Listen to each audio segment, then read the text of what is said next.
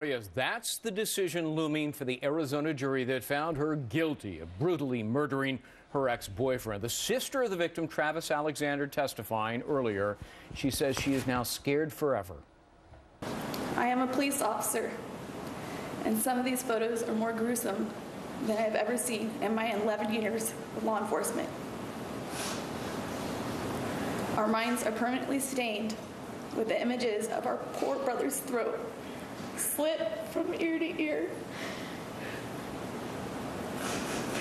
Our minds are stained with the image of Travis's body slunk dead in the shower.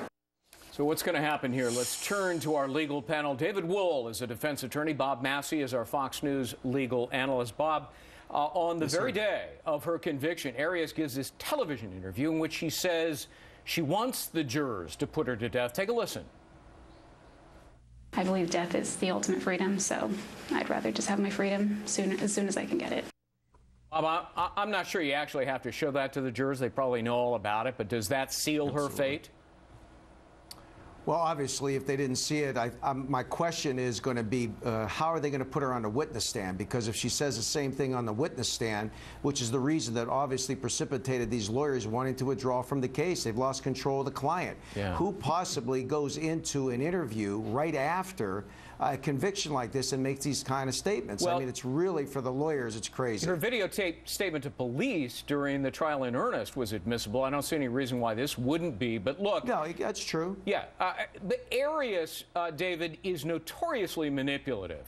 So if that was her attempt at, reverse psychology to trick the jurors into giving her life because it's what she claims she doesn't want, if you can follow that, I mean, was that kind of a stupid attempt? Nah, Greg, honestly, her defense attorneys are going to have to put her on the stand and have her explain that. That sort of takes the air out of the balloon for the prosecutors. But she's probably going to say it was an emotional outburst in a very emotional moment. She's just been convicted of capital murder. They are going to, though, to preserve their bar tickets, have to put her on the stand and bring out some sort of mitigating factors, such as her youth, her lack of a criminal record, the fact that she may be able to help people while she's incarcerated. She may be productive, but it's going to be I'm not sure those really qualify as mitigating circumstances. But, Bob, let me ask you about the aggravating factors. I mean, the jurors can put her to death if they find two aggravating factors. Let's put them up on the screen. If it was especially cruel, that is, inflicting pain and suffering in a wanton and insensitive or vindictive manner. And here's the other one that may apply: heinous or depraved. Let's put that up. Hatefully or shockingly evil, relished the murder or inflicted gratuitous violence on the victim, or needlessly mutilated the victim's body. Bob, she stabbed him 27 times, shot him in the head and slit his throat. I mean, that qualifies as aggravating, right?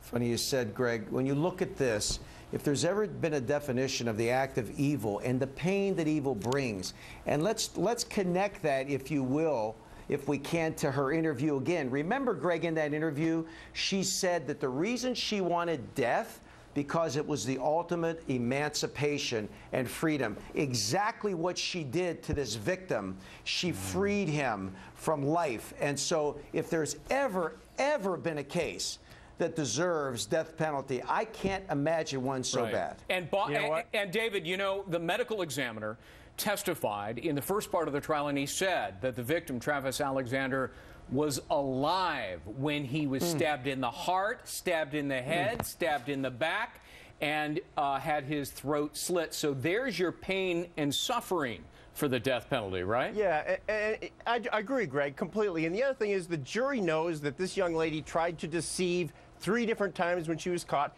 And in fact, the jury may look at this as an attempt by Jodi Arias to deceive them throughout this months-long trial. So they may be offended by that as well. But you know what, Greg? I went on the Arizona death penalty website this morning, and I found one guy that had been there 25 years. So in the end, it may not matter, life versus death. It may be like California, where people get sentenced to death, but it never actually gets implemented. That's true. All right, here's the thing, Bob. She may, and her lawyers will argue, mitigating circumstances, no criminal record.